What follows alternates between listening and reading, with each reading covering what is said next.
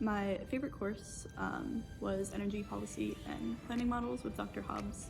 I really enjoyed this class because it was a relatively small group and we got to go pretty in-depth into discussions around energy topics, especially relating to environmental engineering. And it was really useful to see the policy side of energy while also still staying relevant to engineering topics.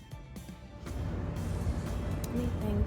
I'm taking a course, it's called Present and Future Climate. Another thing that EHE offers is it also has some partnership with the Earth and Planetary Science Department here at Hopkins. And so this course was sort of offered as an elective that counted for our department. So it looks a lot, this course is looking at the basics of how climate models are developed, and it's been really interesting to look at the principles that I've learned throughout my undergrad and seeing how they're applied on this broad scale to predict what our Earth will look like in the future.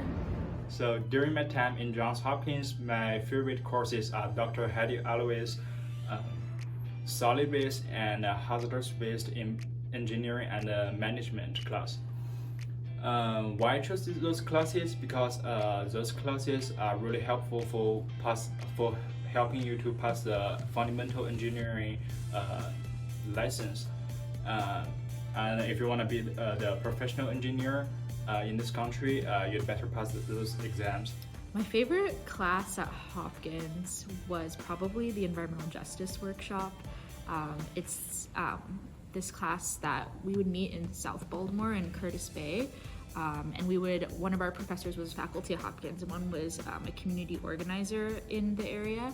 And we would basically learn about a lot of the environmental injustices that the community has been facing and build relationships with members of the community.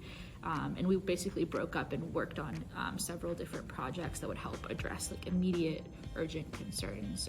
For instance, there's a large coal terminal in the area.